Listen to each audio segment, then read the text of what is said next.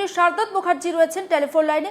আপনাকে স্বাগত জানাচ্ছি আজ তাক বাংলায়। সব্যসাচী দত্ত গ্রেপ্তার হয়েছেন, একসময় আপনাদের দলে ছিলেন, বিজেপিতে ছিলেন এবং তিনি বলছেন যে প্রতিহিংসার রাজনীতির শিকার তিনি।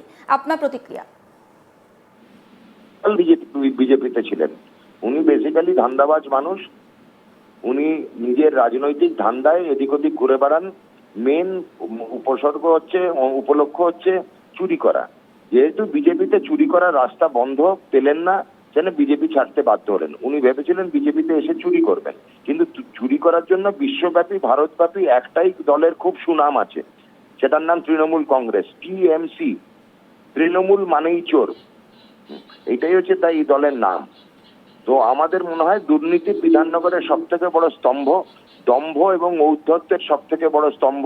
তার আরেকটা নাম সব্যসাচী দত্ত। উনি অ্যারেস্টেড হয়েছেন, ভালো লাগছে। যুদ্ধকালীন তৎপরতায় বিধাননগর পুলিশ তথা কলকাতা পুলিশ তথা বেঙ্গল পুলিশ কাজ করছে। মাননীয় মুখ্যমন্ত্রী বলে দিয়েছেন যে দুর্নীতি শূন্য পশ্চিমবঙ্গ উনি তৈরি করবেন। তারই একটা উদাহরণ আমরা দিলাম, এই সব্যসাচী দত্ত নামক চোরটা গাঁটকাটা পৌরপিতা আজকে শ্রীঘরে গেছে, আরো যাবে, ওনার কেষ্টপিষ্টগুলো যাবে। হ্যাঁ, ধারাবাহিক চুরি, ধারাবাহিক দুর্নীতির প্রতীক হচ্ছে সব্যসাচী দত্ত। কিন্তু শারদতবাবু, সব্যসাচী দত্ত বলছেন যে তিনি প্রতিহিংসার রাজনীতির শিকার, পাশাপাশি তার বিরুদ্ধে যদি তোলাবাজির অভিযোগ প্রমাণিত হয় তাহলে তিনি তার বিরুদ্ধে যা স্টেপ নেওয়া হবে তিনি সেটা মাথা পেতে নেবেন। মাথা তো পাততেই হবে, স্টেপ তো নেওয়াই হবে। মাথা পাতবেন কদিন পরে, দেখুন কতদিনে মাথা পাতেন। খুব শীঘ্রই মাথা পাততে হবে। বেশ, অনেক ধন্যবাদ। আমরা কথা বলছিলাম, রাজ্যের মন্ত্রী শারদত মুখোপাধ্যায় ছিলেন আমাদের সঙ্গে টেলিফোন লাইনে। এবং আপনাদেরকে আরও একবার জানিয়ে রাখি যে সব্যসাচী দত্ত, তাকে কিন্তু তোলাবাজির অভিযোগে গ্রেপ্তার করেছে বিধাননগর উত্তর থানার পুলিশ। অনির্বাণ আমার সঙ্গে রয়েছে। অনির্বাণ, আরও একবার তোমার কাছে ফিরছি। তুমি ঠিক যেমনটা বলছিলে, পাশাপাশি আমরা তোমাকেও শোনাচ্ছিলাম যে রাজ্যের মন্ত্রী শারদত মুখোপাধ্যায় তিনি ঠিক কি বলছিলেন, এবং তিনি এটাও বলছেন যে সব্যসাচী দত্ত যে মাথা পেতে নিয়েছেন তিনি বাধ্য হয়েছেন। দেখো, শারদত মুখোপাধ্যায় কিন্তু বিধাননগরের তিনি এমএলএ, বিধায়ক, অর্থাৎ যেই আসনে 2011 সাল থেকে 2019 সাল পর্যন্ত একেবারে বলা যায় যে সব্যসাচী দত্ত তিনি তার পোস্ট ধরে রেখেছিলেন। অর্থাৎ সে জায়গায় দাঁড়িয়ে তার পাশাপাশি তিনি বিধাননগরের পুর বোর্ডের চেয়ারম্যান ছিলেন এবং একেবারে তিনি কাউন্সিলর ছিলেন। অর্থাৎ এই যে বিধাননগর এলাকা, সেই বিধাননগর এলাকাতে কিন্তু তিনি রাজত্ব চালিয়েছেন, এমন ধরনের অভিযোগ ইতিমধ্যেই বিভিন্ন মহল থেকে এসছে। শুধুমাত্র রাজনৈতিক মহল নয়, রাজনৈতিক মহলের পাশাপাশি কিন্তু বিভিন্ন মহল থেকে মানুষজনের অভিযোগের সঙ্গেও কিন্তু এই বিষয়টা স্পষ্ট হয়েছে। অর্থাৎ সে জায়গায় দাঁড়িয়ে এই যে গ্রেফতারি, সেই গ্রেফতারি এখন কতটা যথাযথ বা কতটা একেবারে বলা যায় যে সঠিকভাবে করা হয়েছে, সেটা তো অবশ্যই কোর্টে যখন এভিডেন্স দেওয়া হবে পুলিশের তরফ থেকে তখনই কিন্তু স্পষ্টভাবে বোঝা যাবে।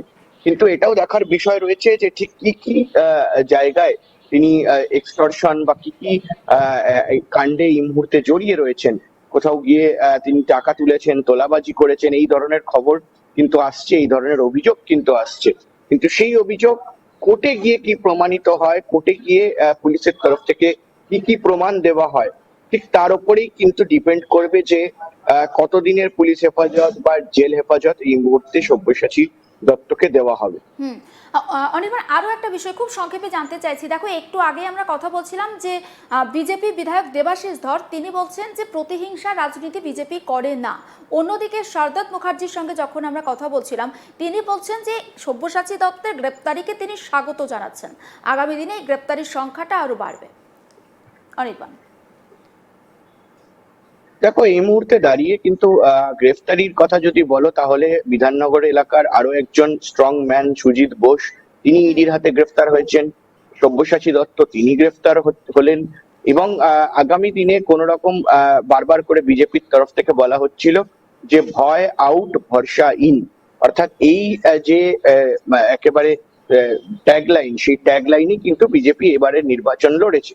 অর্থাৎ সে জায়গায় দাঁড়িয়ে এই ট্যাগলাইনের জন্যই কি নেতা যারা রয়েছেন অতীতে, যারা এই মুহূর্তে বিভিন্ন স্ক্যাম বা বিভিন্ন ধরনের খারাপ কাজ করেছেন, তাদেরকে একেবারে পুলিশি জালে নেওয়া বা সুনিশ্চিত করা, সেটাই কিন্তু এই মুহূর্তে দেখার, যে প্রতিহিংসার রাজনীতি যদি না হয় তাহলে এই যে ভরসাটা, মানুষের সেই ভরসাটা কি সুনিশ্চিত করতে চাইছে, সেটা কিন্তু এই মুহূর্তে কোর্টে প্রমাণিত হবে, এবং সেটাই এই মুহূর্তে সব থেকে বড় বিষয় যেটা দেখার।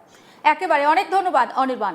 আরো একবার আপনাদেরকে জানিয়ে রাখতে চাই, সব্যসাচী দত্ত তিনি গ্রেপ্তার হয়েছেন। গ্রেপ্তারের পর তার বডি ল্যাঙ্গুয়েজ ঠিক কতটা পাল্টে গিয়েছে, আদৌ থেকে তিনি পাল্টেছেন, আসলে সেই বক্তব্য একবার শোনাই আপনাদের। 2018 মামলা, এটা পুরনো মামলার এতদিন কোনো পরে মামলাই নয়, উনি নিজেই এখানে আসামি ছিলেন। তো আপনি একদম চেয়ারম্যান, আপনার নামে গোলাবাজির অভিযোগ করছে 1 কোটি টাকা। 1 কোটি তো কম করেছে, আরো বেশি। দাদা কি বলবেন, আপনাকে গ্রেফতার করা হয়েছে? পুরোটাই ফলস ফেব্রিকেটেড। কেন তাহলে হঠাৎ করে একজন ব্যবসায়ী এরকম অভিযোগ করতে গেল কেন? তিনি নিজেই বিধাননগর নর্থ থানায় 2018 সালে অ্যারেস্ট ছিলেন এবং বিভিন্ন সময় ফ্রড কেসে অ্যারেস্ট হয়েছে। সেই সময় তার পরিবারের লোক এবং একজন বিজনেসম্যান এসেছিলেন আমার কাছে, তারপরে 2018 জেল করিয়ে দেওয়ার জন্য। এদিকে প্রতিহিংসার রাজনীতি চলছে। নিশ্চয়ই, হ্যাঁ, নিশ্চয়ই। আপনি তো একসময় বিজেপিতে ছিলেন, আপনি তো একসময় বিজেপি জয়েন করেছিলেন। ওইদিকে ঠালো, ওইদিকে তো একসময় বিজেপি জয়েন করেছিলেন, তাহলে এই প্রতিহিংসাটা বলছেন এটাকে, এটাকে তা সত্ত্বেও প্রতিহিংসাই বলবেন? নিশ্চয়ই। সব্যসাচী দত্ত এই নামটা তৃণমূল কিংবা বিজেপি দুটো দলের সঙ্গে একেবারে সমানভাবেই যায়, এবং যে দলেই তিনি গিয়েছেন না কেন প্রত্যেকটা জায়গায় তিনি তার দাপট দেখিয়েছেন। মন্ত্রী শারদত মুখার্জি রয়েছেন টেলিফোন লাইনে, আপনাকে স্বাগত জানাচ্ছি আজ তাক বাংলায়। সব্যসাচী দত্ত গ্রেপ্তার হয়েছেন, একসময় আপনাদের দলে ছিলেন, বিজেপিতে ছিলেন, এবং তিনি বলছেন যে প্রতিহিংসার রাজনীতির শিকার তিনি। আপনার প্রতিক্রিয়া? বিজেপিতে ছিলেন, উনি বেসিক্যালি ধান্দাবাজ মানুষ। উনি নিজের রাজনৈতিক ধান্দায় এদিক ওদিক ঘুরে বেড়ান। মেন উপসর্গ হচ্ছে, উপলক্ষ হচ্ছে চুরি করা। যেহেতু বিজেপিতে চুরি করার রাস্তা বন্ধ পেলেন না, যেন বিজেপি ছাড়তে বাধ্য হলেন। উনি ভেবেছিলেন বিজেপিতে এসে চুরি করবেন, কিন্তু চুরি করার জন্য বিশ্বব্যাপী, ভারতব্যাপী একটাই দলের খুব সুনাম আছে, সেটার নাম তৃণমূল কংগ্রেস, টিএমসি। তৃণমূল মানেই চোর, এটাই হচ্ছে তাই এই দলের নাম। তো আমাদের মনে হয় দুর্নীতি বিধাননগরের সব থেকে বড় স্তম্ভ, দম্ভ এবং ঔদ্ধত্যের সব থেকে বড় স্তম্ভ, তার আরেকটা নাম সব্যসাচী দত্ত। উনি অ্যারেস্টেড হয়েছেন, ভালো লাগছে। যুদ্ধকালীন তৎপরতায় বিধাননগর পুলিশ তথা কলকাতা পুলিশ তথা বেঙ্গল পুলিশ কাজ করছে। মাননীয় মুখ্যমন্ত্রী বলে দিয়েছেন যে দুর্নীতি শূন্য পশ্চিমবঙ্গ উনি তৈরি করবেন। তারই একটা উদাহরণ আমরা দিলাম, এই সব্যসাচী দত্ত নামক চোরটা গাঁটকাটা পৌরপিতা আজকে শ্রীঘরে গেছে, আরো যাবে, ওনার কেষ্টপিষ্টগুলো যাবে। হ্যাঁ, ধারাবাহিক চুরি, ধারাবাহিক দুর্নীতির প্রতীক হচ্ছে সব্যসাচী দত্ত।